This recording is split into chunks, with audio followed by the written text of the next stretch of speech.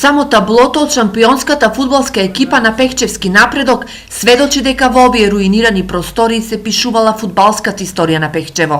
По некоја фудбалска легитимација и расфрлани документи, меѓу искршените стакла од прозорците пронајде поранешниот фудбалер на напредок Ингилизов, кој згрозен од оваа слика на Пехчевскиот стадион потсети што е се неповратно уништено од 4-децениската фудбалска историја на Пехчево.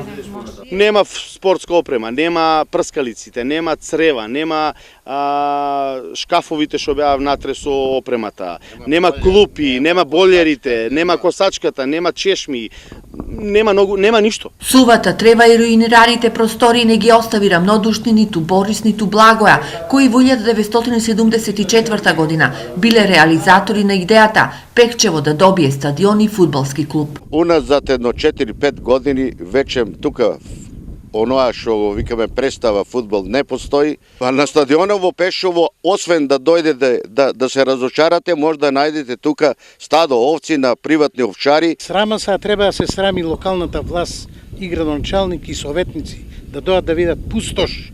Пустош, тоа беше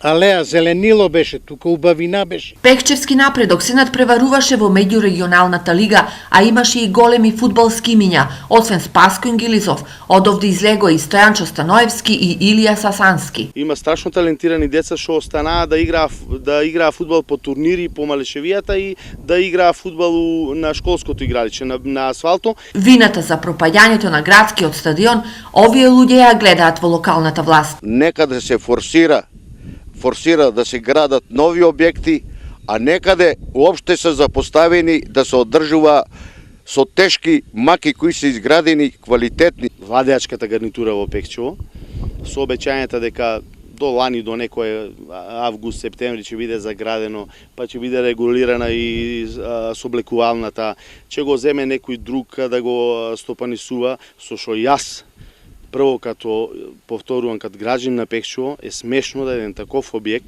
дозволиме да го земе било кој, а да не стопанисува со него општината. Од општината сепак стигна оптимистички најави. Општината набавила прскалки кои веднаш ќе бидат ставени во функција, а до крајот на 2015-та ќе се реновират и соблекувалните. Дали во Пехчево ќе се врати фудбалот, зависи од преговорите со приватни бизнисмени и нивниот интерес да инвестираат во нов фудбалски клуб.